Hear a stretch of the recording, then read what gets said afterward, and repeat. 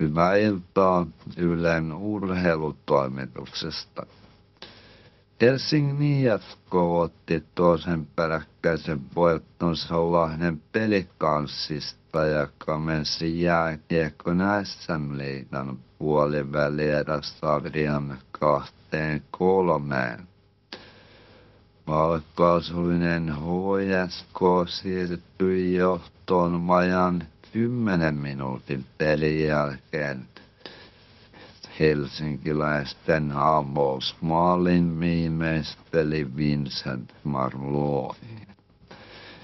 Heti kolmannen erän alussa HJK tuplasi johtonsa, kun Joonas Rask löysi väylän Pelicans-puolustuksen keskeltä ja laukoi lukemassa 2-0.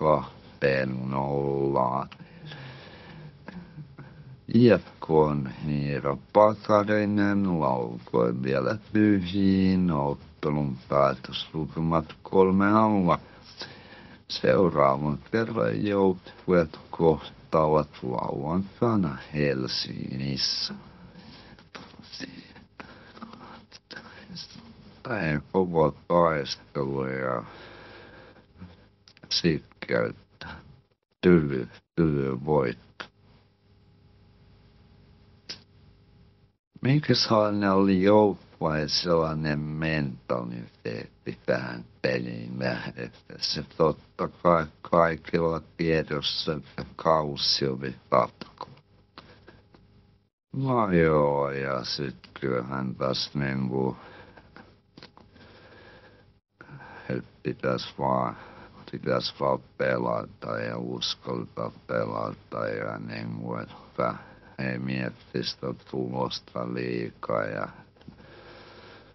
tänään se kääntyi meillä.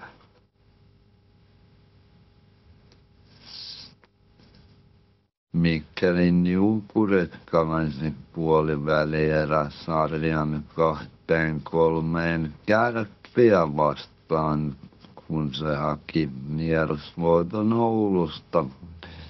Pekka Jormatta teki helpohkosti Jukurien toisen maalin Tommi Karhusen taakse.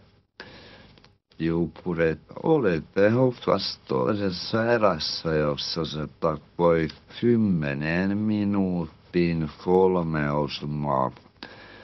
Voittomaaliksi jäi Linus Nessenin 3-1 ylivoimaosuma. Jukureille toinen peräkkäinen voitto vain 3-2.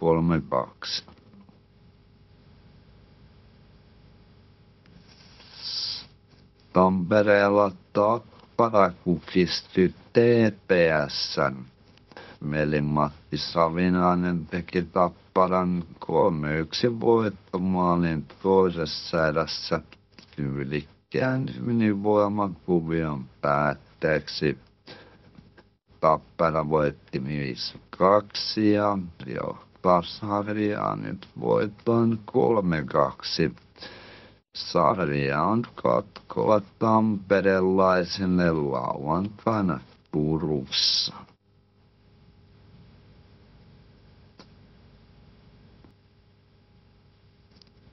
Molepa haki alkaa Vollelta vierasvoittona lentopallon miesten mestaruusliigan välierien avauksessa.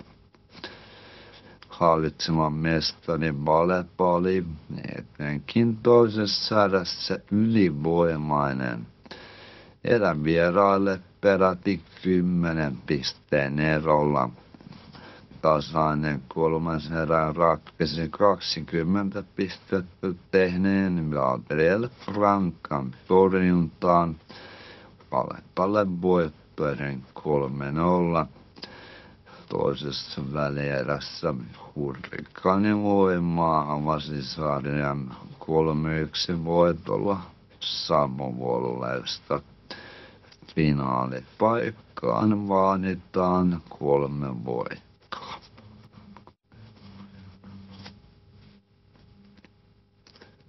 Suomen naisten jalkapallomaajoukkueen päävalmentaja Marko Saloranta nimesi ensi viikolla alkavaan EM-karsintaan odotetun joukkueen. Joukkueen vakionimistä puuttuu vain muutama loukkaantunut pelaaja. Pienestä heltureisin vaivasta kärsinyt Linda Sällström on mukana, vaikka on joutunut jättämään seurajoukkueensa Bichaan pari edellistä pelien väliin. Suomi pelaa samassa lohkossa Italian, Norjan ja Hollannin kanssa. Lohkon 2 parasta etenee suoraan Sveitsin ensi vuoden EM-kisoihin. 2 huonointa menee jatkokarsintaan. Suomi aloittaa karsinat ensi viikon perjantaina vieraspelillä Norjaa vastaan. Ja hoitanut sen tosi hyvin, se on kuvattu se reisi ja kaikki näyttää hyvältä ja itse asiassa mä varoin toimenpiteenä, että Lindalla onneksi alkaa olla kokemusta ja vammahistoria ja kun näin niin tuntee oman varmaan hyvin, niin haluaa olla mahdollisimman hyvässä pidessä ja kaikki näyttää hyvästä.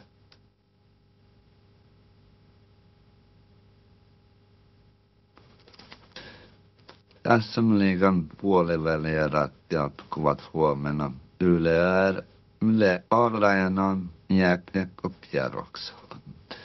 Ylen urheilutoimituksen puolesta oikein hyvää pääsiäistä. Näkemiin.